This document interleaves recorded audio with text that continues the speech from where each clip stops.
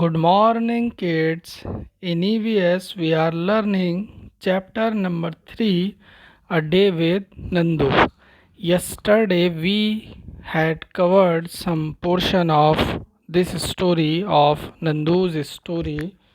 What we had done yesterday, I had translated the story of Nandu and I had translated the facts which has been given in this green box, and some questions have been formed based on these facts, and questions and answers have been provided to you in the form of PPT.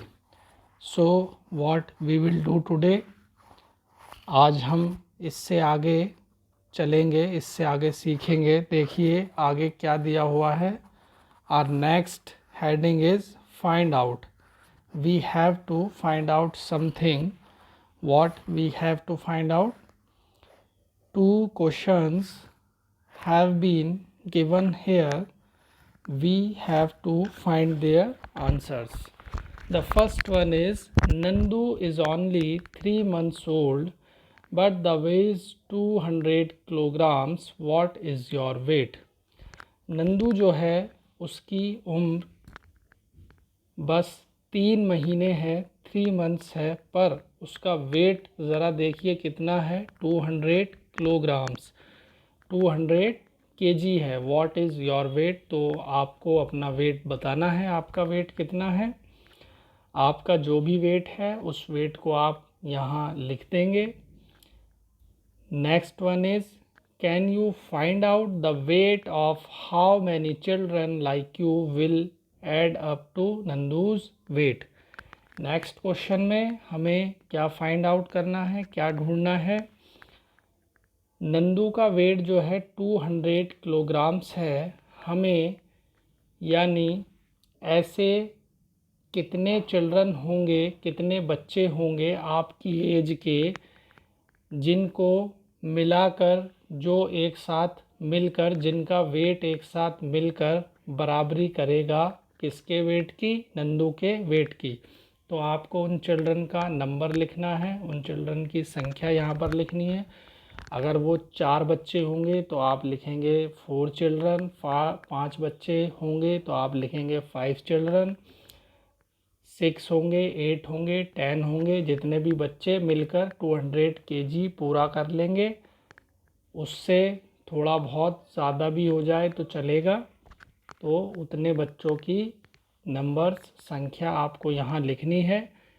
इसको आप ढूंढ पाएंगे, इसका आप पता लगा पाएंगे जब आप पहला क्वेश्चन कर लेंगे. अपना वेट आप लिख लेंगे, अपने वेट का अंदाज़ा आपको हो जाएगा आपका वेट कितना है. फिर आसानी से आप ऐसे बच्चों को काउंट कर सकेंगे जिनका वेट मिलकर 200 केजी हो जाए.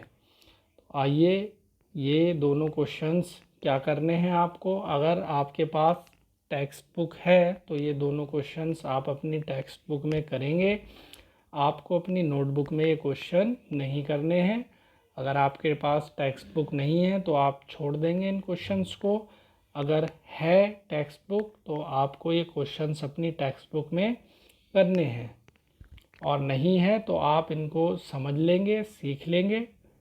कॉपी में आपको इन्हें अपनी नहीं करना है. चलिए आगे देखते हैं क्या दिया हुआ है. Fun and games. Next heading जो है वो है फन एंड गेम्स.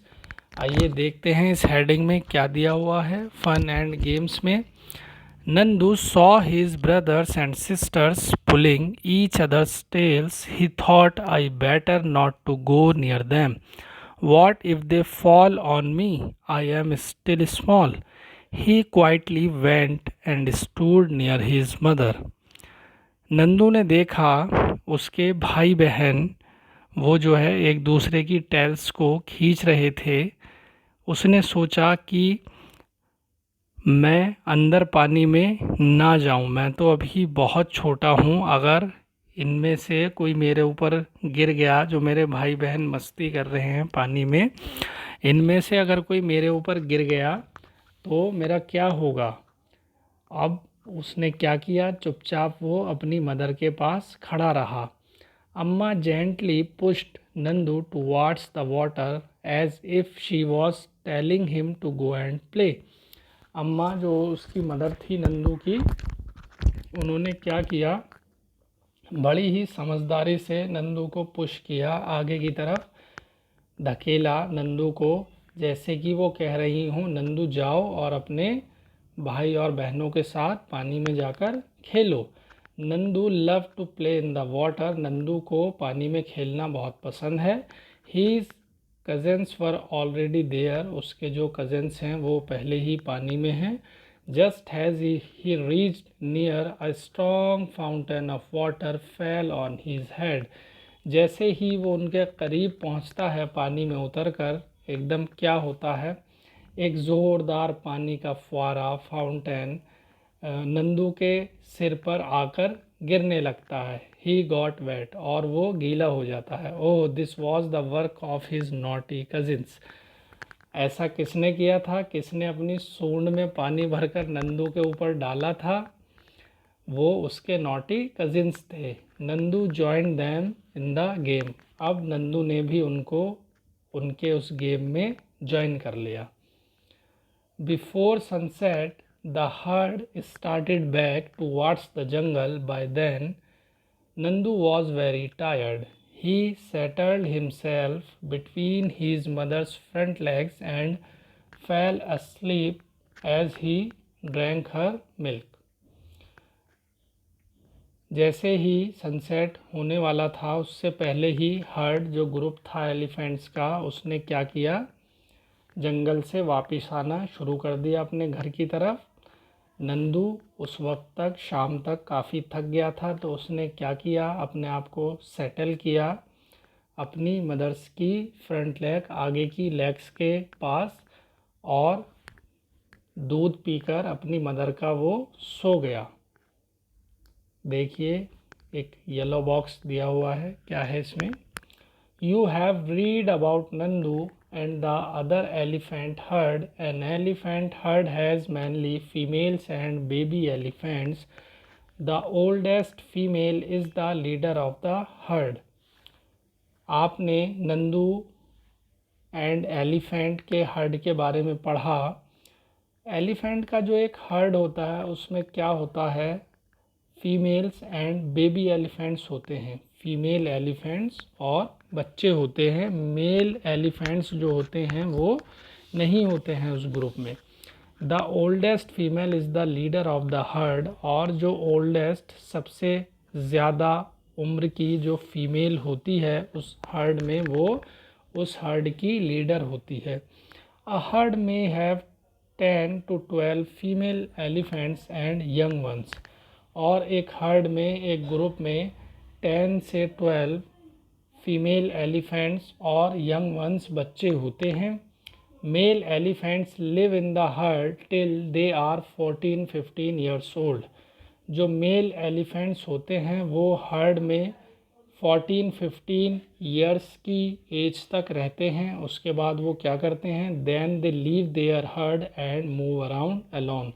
उसके बाद वो अपने हर्ड को लीव कर देते हैं, छोड़ देते हैं और अकेले रहते हैं। Nandu will also leave his herd when he is that old. Nandu को भी अपना हर्ड छोड़ना पड़ेगा जब वो 14-15 ईयर्स से बड़ा हो जाएगा।